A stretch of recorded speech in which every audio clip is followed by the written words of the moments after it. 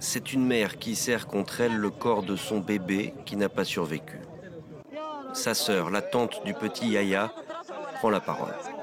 Il est mort de malnutrition. Sa famille n'a pas été en mesure de le nourrir, ni nourrir ses frères et sœurs d'ailleurs. Sa famille n'a pas pu lui fournir du lait ou des couches.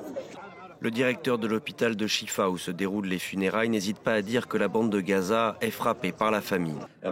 Les nourrissons de moins d'1 an souffrent d'un manque de lait, ce qui entraîne une diminution significative de leur poids et une baisse de leur immunité. Et ça les rend vulnérables aux maladies.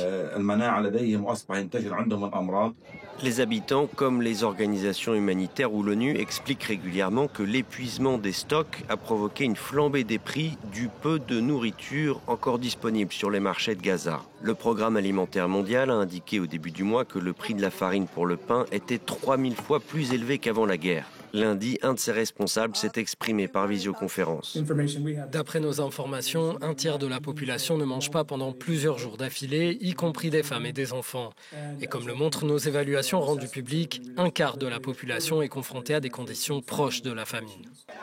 Mais pour la Fondation humanitaire de Gaza, soutenue par les États-Unis et Israël, et chargée de l'acheminement et de la livraison de l'aide alimentaire, c'est le Hamas qui est responsable de la situation humanitaire actuelle. Le Hamas détourne l'aide de l'ONU, la revend et empoche les bénéfices. Le modèle sécurisé du GHF bloque le pillage. C'est pour ça que le Hamas ne veut pas de nous à Gaza.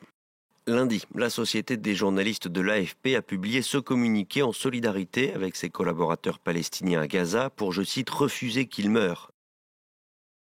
La direction de la prestigieuse agence dit partager l'angoisse de ses rédactions et exhorte les autorités israéliennes à autoriser l'évacuation immédiate des journalistes de Gaza avec leurs familles.